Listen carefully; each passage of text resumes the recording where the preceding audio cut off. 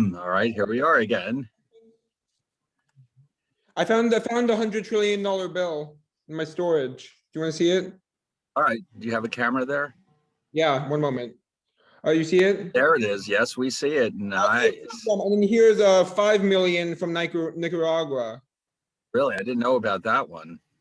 Yeah, and I have a 500 billion from Yugoslavia. Oh my God.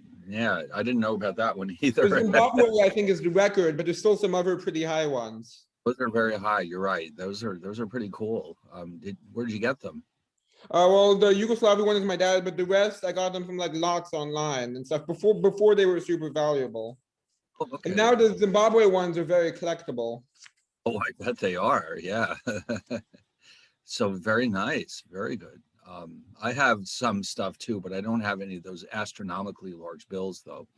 But there are places where you can buy and sell notes, and you never know how much they're going to cost.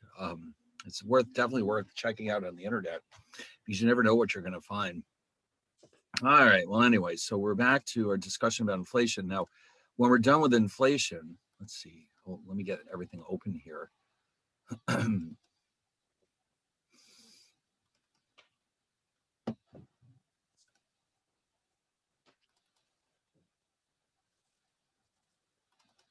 Okay, so that was chapter 7.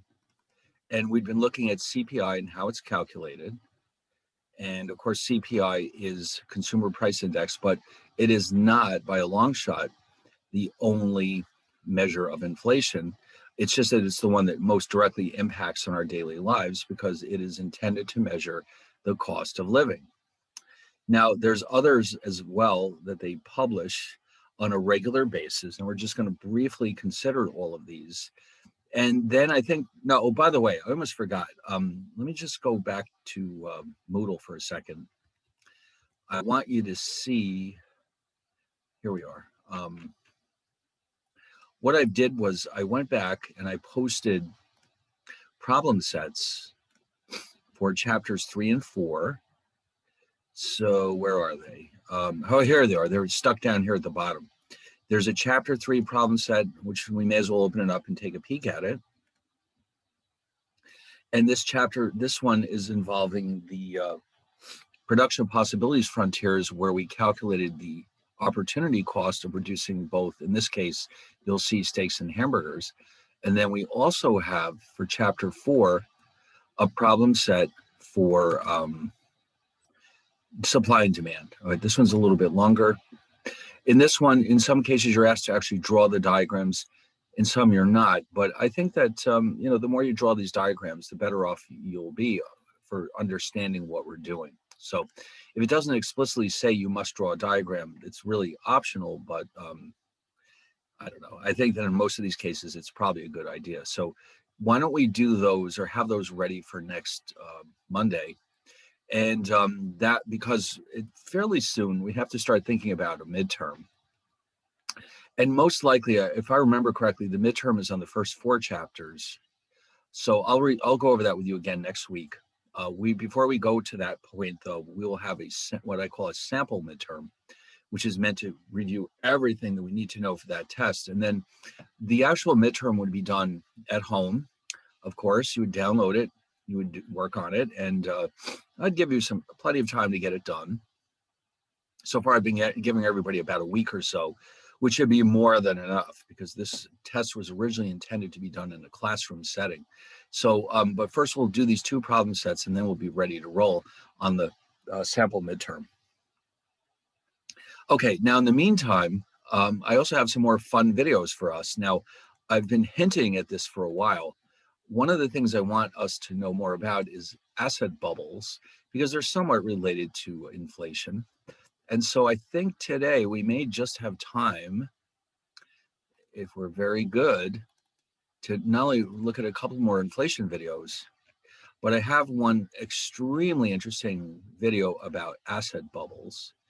And I think I may have alluded to this earlier. Bubbles, this case will be something that took place in the Netherlands in the early 1600s. So I think you'll find that very interesting. But first, let's get back to the notes. and take a look at some of the other measures that the CPI does produce. And they're intended to overcome the various shortcomings of the CPI, which we discussed last time. The CPI tends to overstate the true rate of inflation. Now, it's not a huge amount, but it's enough that the Bureau of Labor Statistics is constantly searching out ideas for improving it.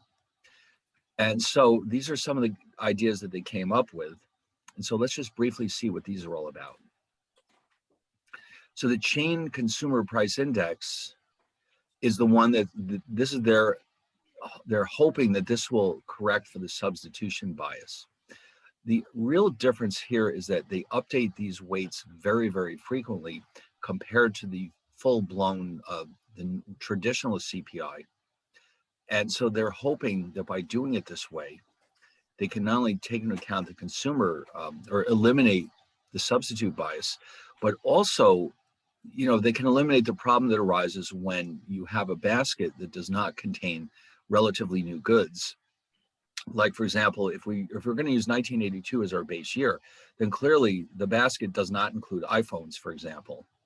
So this is an attempt to correct for the fact that we have the substitution bias, as well as the idea that the basket does not contain a significant amount of the relatively new goods that we now buy on a regular basis.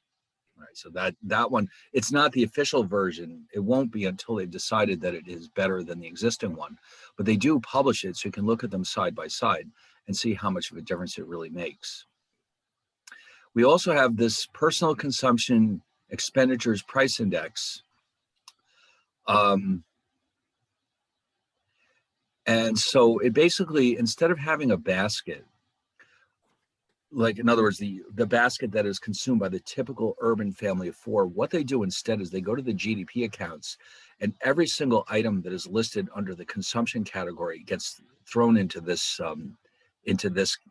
calculation. In other words, whereas with the regular CPI misses certain items that are not in the basket, this one tries to calculate all of them. As long as they're considered to be consumer goods, they will be included in this measure. And again, it is updated more because of the way they do it. They're updating it more frequently than the traditional CPI, but and they're hoping that this will reduce some of the bias that results from leaving out items that that sometimes fall through the cracks with the traditional CPI. And then we have, as I mentioned this earlier, by stripping out food and energy, we have the so-called core inflation rate. And the reason why they do this, as we've already mentioned, is that food prices and energy prices have traditionally been very, very volatile. They change very quickly. And so remember, the point of inflation is to capture a trend where prices are consistently rising. And this food and energy give us a distorted view of what the real inflation rate is really looking like. So it's not that unusual for these statistics to have a full version, and then we have a core version in which we take out the impact of food and energy because it does tend to throw off the results. All right, now with those being said, now we're going to introduce two very important concepts in economics: nominal and real values. You're going to see a lot of this in economics. What do they mean? Okay, well, the word real can mean a lot of different things, as you can imagine. But here, what these two numbers are telling us is this: a nominal value, and it could be anything. It could be housing prices. It could be anything you could imagine. It is measured in what we call current prices, whereas a real value is measured in base year prices, and that means that it is being adjusted for inflation. So from now on, when you hear the word real in economics, it means it has been adjusted for inflation, whereas nominal means that it has not. Okay, so I think we mentioned this already when we were looking at GDP. You might find that, for example, nominal GDP is $23 trillion, but real GDP is $20 trillion. And that simply means that 20 trillion is what we attain after stripping out the rate of inflation. And for a lot of variables in economics, the real versions are much more important than the nominal values.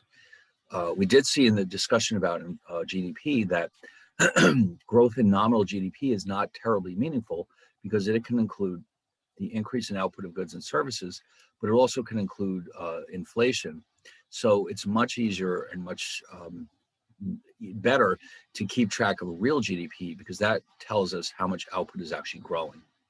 So, and this can be applied in a lot of areas. It's not just like GDP, for example. We can actually apply this to interest rates as well. We can make a distinction between nominal interest rates and real interest rates, where real rates are just simply nominal rates with the inflation component stripped out. So throughout economics, you'll often see this very important distinction being made between nominal and real values. For example, here's a situation where an individual bought a house in 1990 for $100,000 and then sold it for $220,000 in 2017. Now, if we find out that the CPI was 120 in 1990 and 182 in 2017, has the value of the house increased in real terms? All right, now we know that it's increased in nominal terms because it went up from 100,000 to 220. But in real terms, it may not have gone up at all, or it may have only gone up by a smaller amount. So how would we figure this out? Yes. Is somebody asking a question? Oh, okay. All right, so what we're gonna do is take each price and divide out by the appropriate level of the CPI. Okay, so in other words, we're gonna take the price in 2017, we're going to multiply it by 120 over 182. Now, in other words, what we're doing is we're reducing the price to its 1990 level. So what we're basically saying here is that the CPI has gone up from 120 to 182 since 1990. So what we're basically doing is reversing that. And we're saying that had this house been sold in 1990, it would have sold for $145,054.95. So in 1990 dollars, that house is worth $145,054.95. Now, of course, they did only pay $100,000 for this house in the first place. So therefore, in order to calculate the increase in the house's value in real terms, what we're doing here is calculating a percentage, which means we're taking the new price in real terms divided by the original price also in real terms divided by the original price in real terms. And we discover that while the price in nominal terms more than doubled, that only represents a 45% increase in real terms. That's still good. That's a nice increase, but it's not 120% either, is it? No. Okay, so in other words, in order to compare properly prices from different points in time, the only realistic way to do that is to use real numbers instead of nominal, because otherwise this clearly represents a significant amount of that is inflation. In fact, if you wanted to, we could figure out right now how much prices have gone up since 1990. And the way you would do that is to take 182, subtract, oops, what happened? 182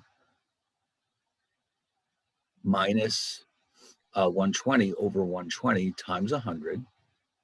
That's the percentage change in prices since 1990.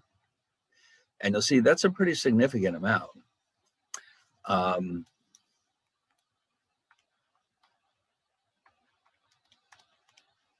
That's 51.7%. So yeah, you can see in this example, at least, prices have risen quite considerably since 1990. And so that's why we're getting a distorted view of how much our price of our house went up by looking at nominal prices. Okay, so yes, again, the price did jump up by this much, but in real terms, it only went up by about 45%. So which is, again, that's a good rate of return to our investment, but it's not nearly as much as you would think by looking at the nominal prices. All right. Right. Now, yes, again, and if you wanted to calculate the increase in nominal terms, that would be 120% because we're looking at nominal dollars throughout. All right, this doesn't really tell us a whole lot, does it? No. Now, we're going to apply this to wages. Now, wages do go up, but if they go up only enough to keep up with the rate of inflation, that means in real terms, they're actually staying at the same levels. So economists often discuss wages in terms of real versus nominal terms because that represents our purchasing power. So if your real wages went up 10%, that means you can now buy 10% more goods and services. If your nominal wages went up 10%, well, then we have to figure out how much of that is inflation. It doesn't necessarily mean that you can buy 10% more goods and services. So real wages are obviously much more meaningful than nominal wages. And in fact, sometimes union contracts are set up to make sure that the wages go up faster than the rate of inflation because they know that that's the only way that your purchasing power can go up. All right, if not, you never know, you don't know what's happening. And then interest rates, I mentioned that earlier, nominal rates of interest are the ones that we actually observe in the marketplace. And real rates, as you can imagine, are nominal rates that have been adjusted for the rate of inflation. So again, you can see this real versus nominal applies not just to dollars, but to interest rates as well. Now, what's interesting about this, though, is that real rates can actually become negative. Technically, nominal rates can be negative too, but it's very, very unusual. In fact, you might be surprised to discover, let me go back and find this. In the United States, interest rates have not been negative since the Great Depression, but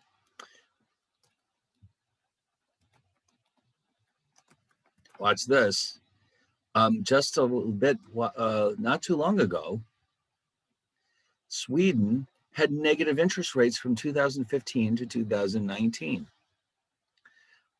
Wow, that's a strange idea. That means if you put your money in the bank, by the time you take it out, you'll have less money than you started out with.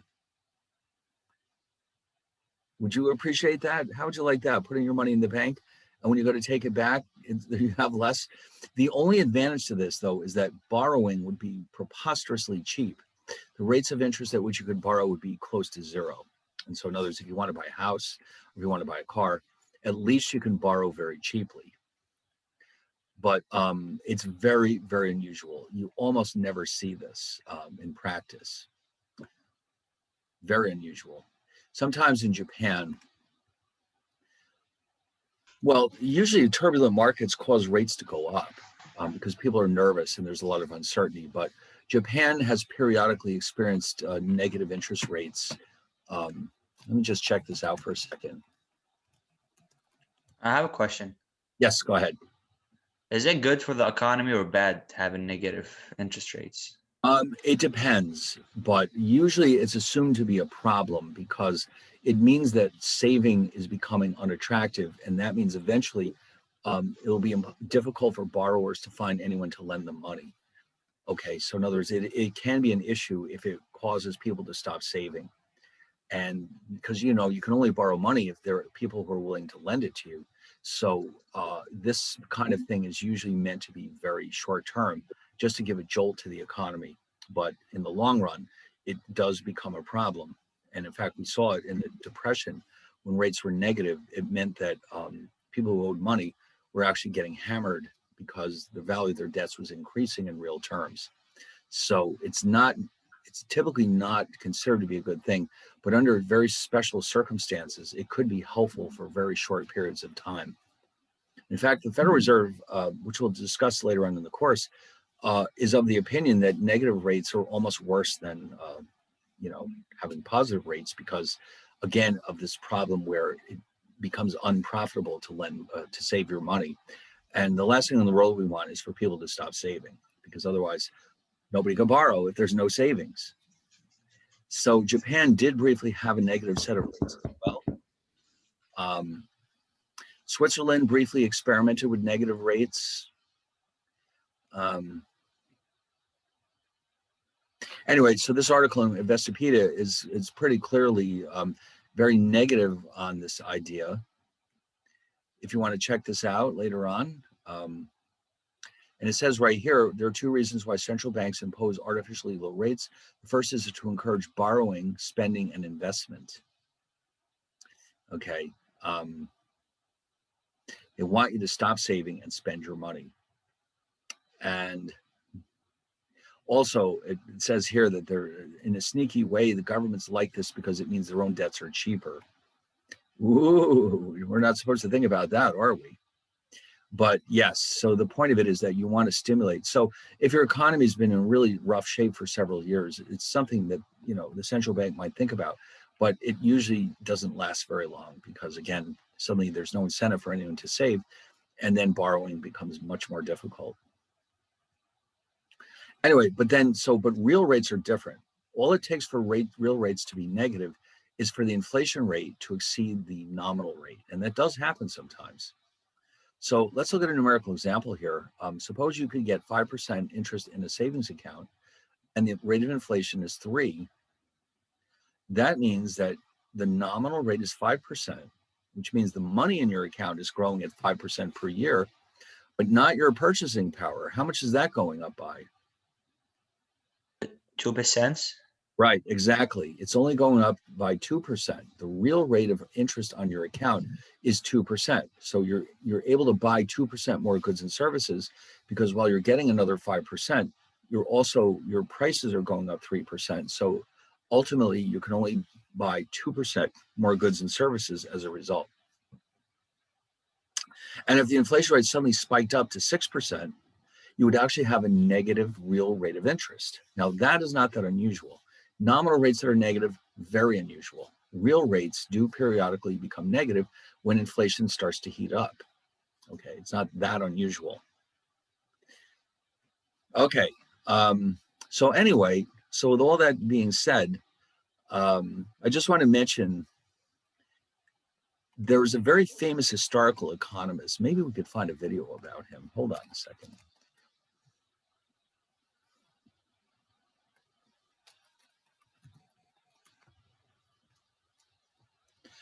Oh, I'll tell you what, why don't we take a peek at this video, because Irving Fisher was a very famous economist, and he was the one who first formally expressed this relationship between nominal and real rates of interest. So why don't we, I didn't know this was here, so why don't we check this out? I think you'll find it very interesting. So hold on one second. Let me send this off to you and we'll take a peek at this. And there we go. Let's check this out.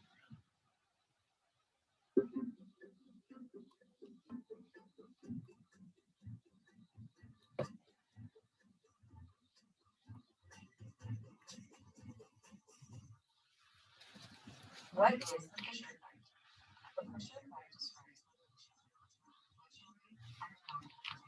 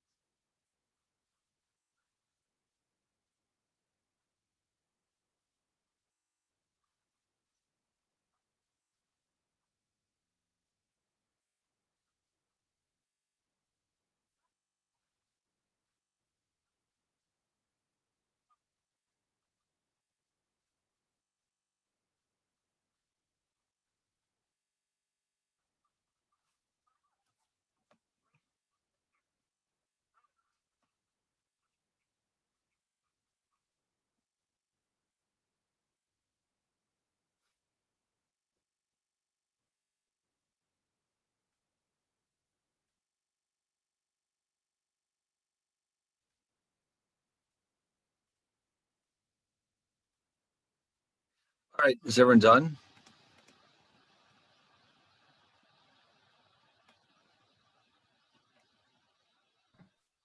Which interest rate are they referring to? Well, this could be any interest rate. It could be the prime rate. It could be the federal funds rate. It could be a lot of different rates. They're just treating it as a generic group of interest rates. The logic there is that no matter what rate you're looking at, they all tend to move up and down at the same time. They're very highly correlated with each other. So it almost doesn't matter which rate we're talking about because they all behave in exactly the same way. Okay, so Don't they really panic though when the yield curve like changes? yes, there are weirdly? certain shapes. Yes. Let me just. Let me Because get. that's what you see in the New York Times. Whenever that starts to happen, you get a ton of articles. What they're saying there. Let me just add this in here. What we're discussing here is if you look at the U.S. Treasury Department, they issue a lot of bonds because they have to finance their deficits. Now, the bonds that they issue have a lot of different maturities, and they also have a lot of different interest rates. In fact, let's take a quick peek at this. Let's see what they look like today. So, like as of the 10th, which is yesterday,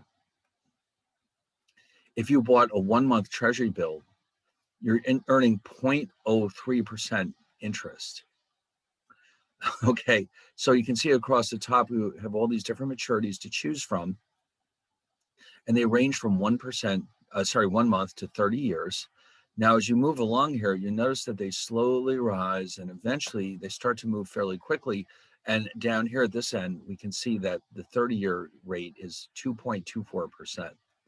So if you were to take and sketch out this relationship, you're going to see something like this.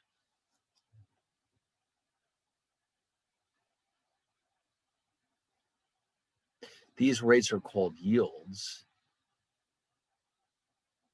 And let's say it looks something like this. Okay, and this is referred to in finance as the yield curve, and in economics too, of course. And it shows the relationship between the rates paid by these different treasury securities and their maturities. So throughout most of history, the yield curve has had a similar shape. It has been upward sloping. But what can happen sometimes is that when conditions are very, let's say, threatening, sometimes you'll see that the yield curve can actually start to flatten out. And sometimes, in our very unusual circumstances, it can even start to become negatively sloped. And so usually when this happens, this means that either one of two things is going on: market turmoil, or sometimes it means that we have unusually high inflation rates,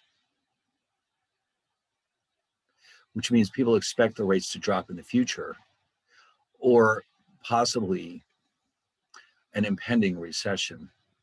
So this is why the markets freak out so much when they see other shapes besides upward sloping. Okay, they just say, oh, bad times are coming, because the yield curve is starting to look more like downward sloping or very, very flat. By normal standards, the yield curve is fairly flat. I mean, in the past, it would have looked more like this, but it's still got that normal upward slope, which is fine. But I mean, remember, we're in a very unusual case right now. The COVID is unprecedented, of course, but still it does have that traditional upward slope to it.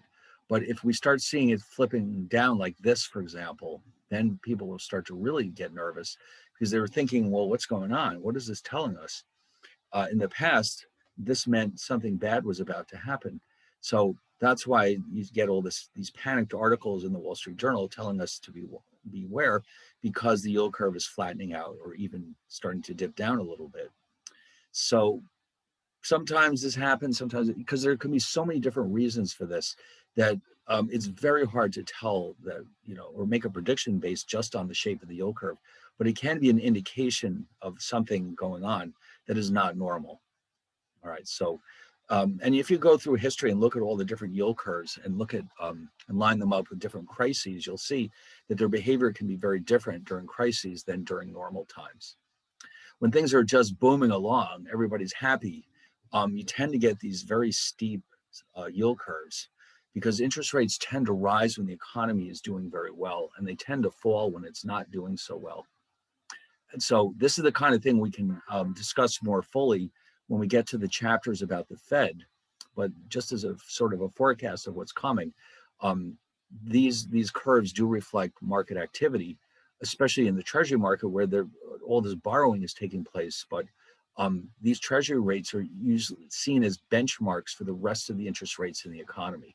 They tend to follow each other very carefully. And, you know, like, for example, if we had,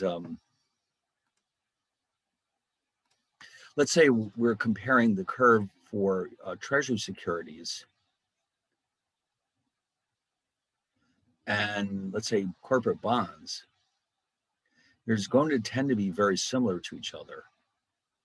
And when one goes up, the other tends to go up as well, and vice versa. So they tend to very closely follow each other. And so that's why in a video like this, they don't need to even mention which interest rate they're talking about because they all behave in exactly the same way. All right, so this is a very interesting topic that we'll be looking at more closely later on when we start introducing our discussion about money, interest rates, and the Federal Reserve System, which all go together. Now, I've never met a person who doesn't find money to be fascinating. So that will be a fun topic. And we can also sort of veer off a little bit and focus a little bit more on historical forms of money, which is a very interesting area of study as well. You'd be surprised some of the things that have been used in money throughout history. Just to throw one out there at random, there have been periods of time when in Alaska, people use reindeer teeth as a form of money. Well, why not? There's reindeer all over the place. We've got plenty of teeth. Why not use them as a form of money? Okay. All right. So then what we're going to do now, since we have some time here, I don't want to start a new topic just yet. By the way, if you want to look at this, let me send you the link in case you're interested in looking at this. You can go back and look at what interest rates have looked like at different points in history. For example, if you want to know what rates were like, let's say in 2005,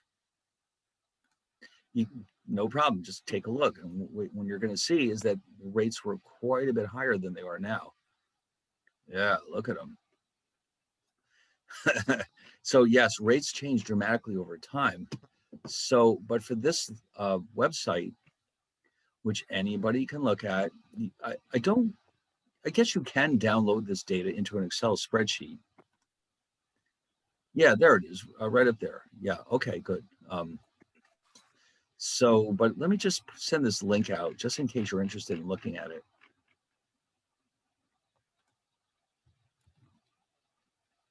You never know. All right, that's the link that I'm looking at right now. So you never know when you might find this to be very interesting. And there's a lot of discussion here too about other topics, like there's articles over here about policy and financial sanctions, international tax policy, and so on and so on. All right, anyway, so as I was about to say, we have some fun videos here to look at. And I think what I definitely want to do today is take a look at our discussion about bubbles, because it's just an extremely interesting topic. A bubble means that all of a sudden, for no particular reason, the price of an asset starts to rise dramatically. So we had something similar to that happen in the early 2000s with the real estate market. And almost without fail, when we have a bubble, it collapses, or you can say it pops, and people lose a lot of money in the process. But before we do that, we're going to look at an interesting historical video, the 5 worst cases of hyperinflation in history. All right, be prepared to be horrified by these 5 episodes. Okay, are we ready for some horror? Yes, we are. Good. All right, let's check it out. Oh, what happened? Are those things, let me try that again. It's the one on the bottom. If you can't, because this other link is so long, the one on the bottom, this YouTube link, that's the hyperinflation one.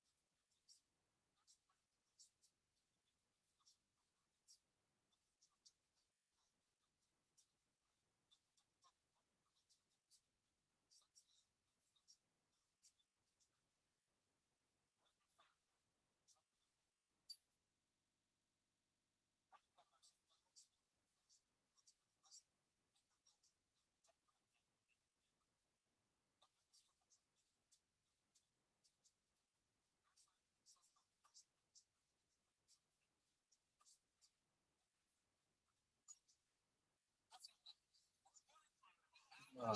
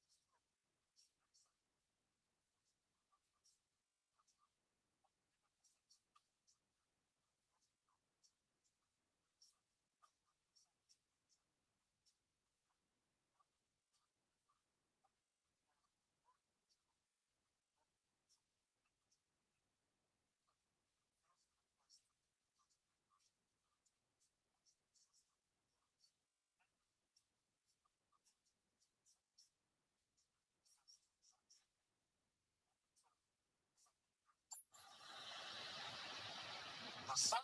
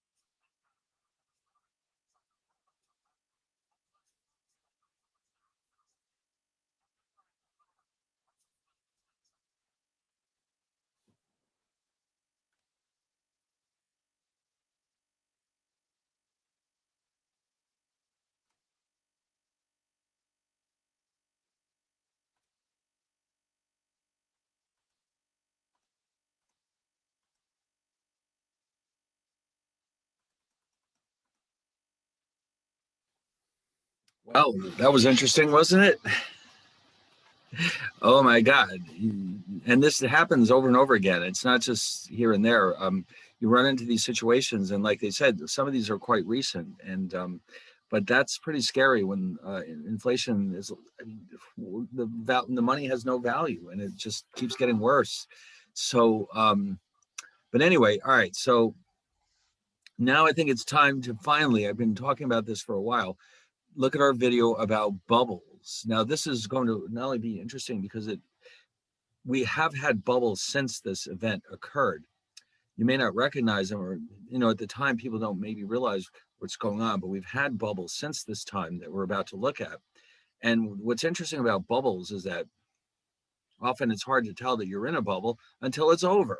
That hyperinflation is different. It's obvious when you're in the middle of a hyperinflation, but sometimes it's not really immediately obvious when a bubble is taking place. So this one has not only a lot of economics, but it also has a lot of history in it, which I think you'll find extremely interesting. All right, so let's get this one going and let's check it out. It's called Tulip Mania, and you'll see why in a few minutes. Well, Professor, what's the name of the video again? Sorry, I couldn't hear you. Tulip Mania. Tulip Mania? Yes, you'll see Also why. like TULIP Right. and Mania. Mania, that's exactly right. And who's it by? So I can know when I go on YouTube. I might be on. I'll be putting up the link right now, so you can check it out. All right, thank you. In there in the box. Tulip Mania. Be prepared to be amazed. All right.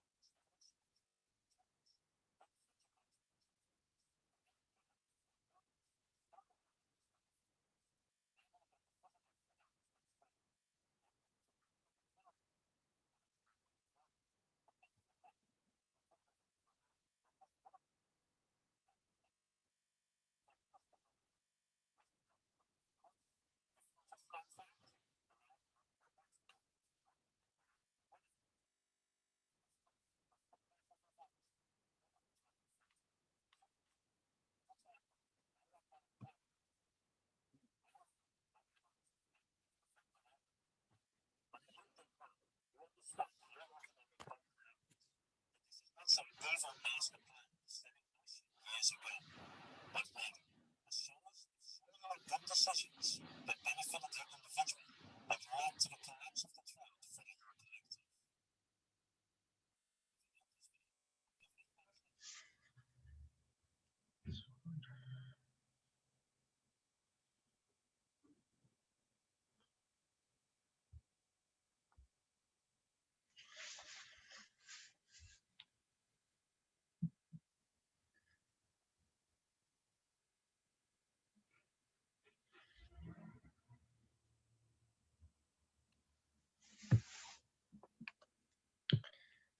Well, are we done? Yeah. Well, I don't know about you, but I thought that was exceptionally well done. They explained it very well, and the graphics were so cool. But it's a very complicated topic because, you know, every so often. Oh, yes, go ahead. I have a question. Yes, I go mean, ahead. it's a, I guess I want to ask you for your opinion. You think same thing is gonna happen to Bitcoin? Because it's keep going up and up and up and up. It's like 57,000 by today, Yes. and That Definitely. is an extremely good question. And the answer is we don't know. Because the problem with Bitcoin is that it's hard to be sure. First of all, what is Bitcoin? Hardly anyone knows what it really is. And secondly, how do we know what it's worth? It's a brand new thing that we didn't exist 10, 15 years ago, I guess. And so a lot of the buying of it is driven by people who think it'll just keep going up forever, not because they need the Bitcoins, but because they think that it will go up. And so if they buy it now, they'll be able to sell it at a profit later on. So if that's the reason why the price keeps going up, then probably it will collapse eventually. If people are buying it because they really need it, then no, then it probably won't collapse because then there's a real value there. So we can't read the minds of the people who are buying the Bitcoins, but I don't know. It's like, again, because this is unusual, at least the Dutch knew what tulip bulbs were. They'd been around forever. It wasn't something new. It was just that suddenly it became very exciting to deal with tulip bulbs. And once people started to get the idea that they can make tons of money just by buying something and selling it very quickly, then you always have the potential for a bubble to be created, just like this one. And in a lot of cases, it's not clear until after the fact that it was in fact a bubble. It's just like they mentioned a few of the others, like in the late 1990s, when suddenly internet stocks were becoming all the rage, we went through something very similar where stock prices went up and up and up, and suddenly they crashed in 2001. And a lot of people think that after the fact, that was a bubble as well. Not to mention the real estate market in 2008, when a lot of people were buying real estate just because they wanted to invest in it and sell it at a profit in a hurry. And the banks made it so much easier for people to buy houses, even if they had no credit. It was like in the Dutch case where suddenly it became possible to buy and sell futures contracts instead of the actual bulbs. The easier it is for people to speculate in a market like that, the more likely you are to end up with a bubble. Okay, so there are a lot of similarities between these different cases. And you're absolutely right. Bitcoin, which let's take a look at its price. What has it been doing lately? I know it's up about 50,000, isn't it? it's like 57,500 today. Yeah. So let me. 600 by now. I kind of lost track of it. It's like crazy. Let's look at the graph of what its price has done. Let's say in the last year or so. See now, last year at this time it was worth about $5,300, and now it's up over 57,000. It's very rare that anything gains in value that quickly. It does make you wonder if maybe this is a bubble that's forming. And so you never know, next week, maybe all of a sudden the price will crash all the way back to, let's say, 5,000 or something like that. It's going up very, very quickly. In fact, you see most of that growth. Look at that. Since September of 20, which was only a few months ago, it was down around 10,000. It's almost multiplied by 5 in just a matter of months. That could very well be a sign that a bubble is developing, because if not, exactly what exactly is it for? If you can explain why its value has increased that much, well, then that's fine. But if a lot of this is being driven by speculative pressures, people are buying it just because they expect the price to go up, that's a sure recipe for a bubble. Okay, so I don't know about you, but I can't think of any reason why its price should be up 6 times what it was last fall.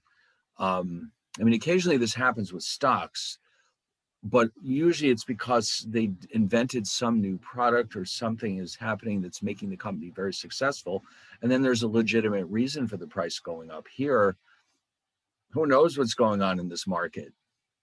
So I wouldn't be the least bit surprised if this was a bubble too, because yeah, like that one, GameStop, that was a very unusual circumstance where people were just grabbing it because they were actually trying to punish the speculators who were short selling it.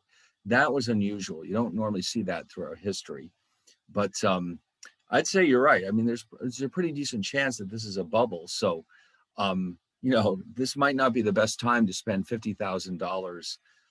The house always wins. That's right.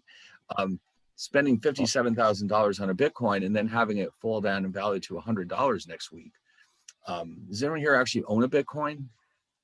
You do? Oh my God, what did you pay for it? I paid last year 2,000. That's why I'm probably willing to sell. Oh, well, I don't know about you. I'll tell you what, if I were in your shoes, I'd be selling it real soon because I don't know how much longer this can last. But that's my opinion. I'm not a financial advisor, you know, but me personally, I would sell it because I think I mean, it might go up a lot higher too, but it could also collapse as well. So, well, congratulations on that. Yeah, but I wouldn't count on it keeping on going much longer. I'm scared it's gonna fall anytime. Professor? One day, suddenly everybody wakes up and says, you know, this thing is overpriced. And before you know it, the prices are back through the floor. So anyway, but the Dutch case was one of the earliest bubbles, as you mentioned. That's just one of the other Bitcoins. Well, that's just it. I don't know enough about them. You know, it's very possible that the price is going up for the very same reason that people are simply speculating on it.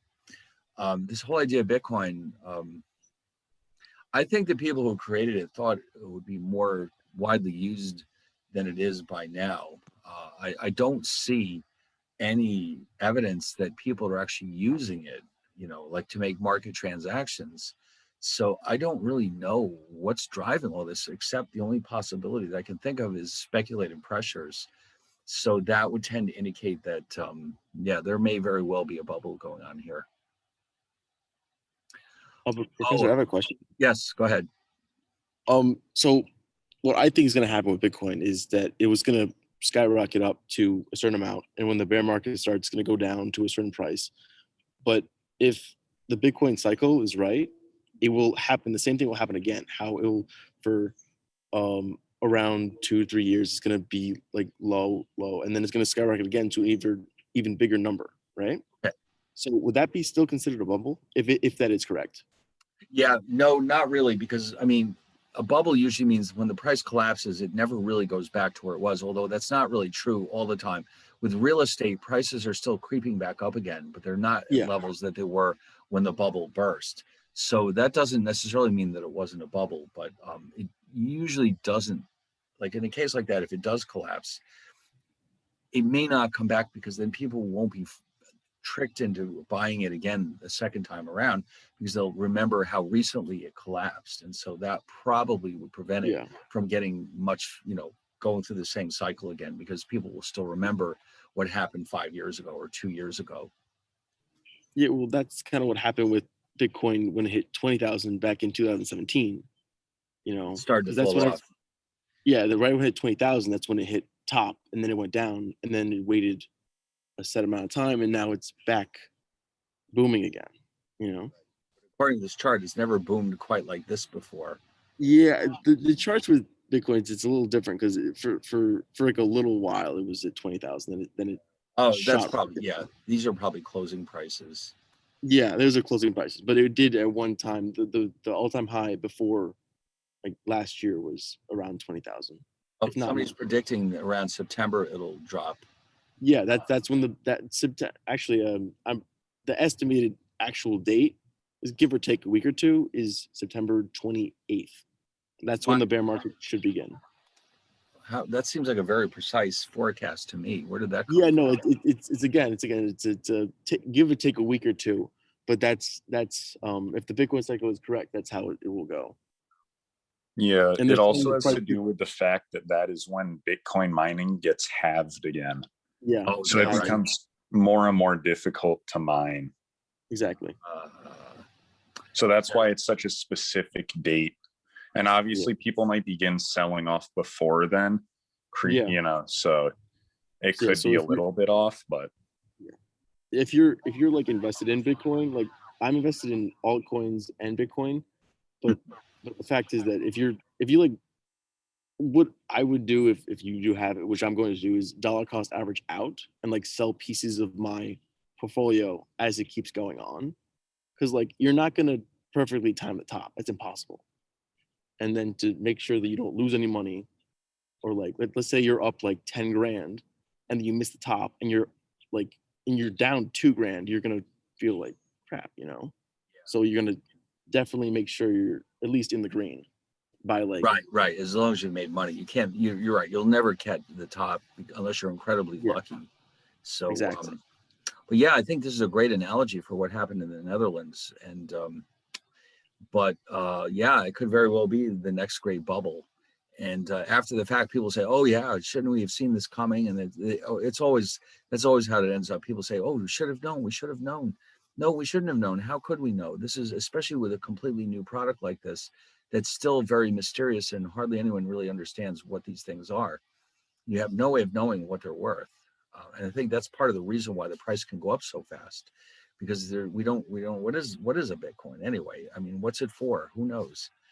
But anyway, so I guess, oh, by the way, okay, so I guess it's 2:00. So why don't we do this? Just remember, for next time, what I'd like to do is go over the chapter 3 and 4 problem sets as a prelude to reviewing for the midterm. So we'll take care of that on Monday. And then I forgot what the next chapter is. Chapter 8, whatever it is, it's interesting, but I don't remember. 8 would be our discussion about,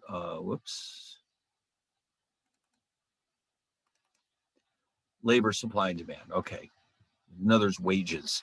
All right. So we'll look into that next week. But for right now, so now, by the way, I mean, you know, if you really like this video, you can certainly. I think the links should be on Moodle. I'm trying to keep all the links on Moodle, so you can copy them if you want to, and certainly watch the videos again if you really want to. And I predict that you'll tell at least one person you know all about Tulip Mania, because it's so cool, isn't it? All right. So if there's no last minute questions, I guess I'll just see you all next time. All right. Thank you, brother. See you later. Thank you. Okay. Bye. thank you, Professor. You're welcome. Bye.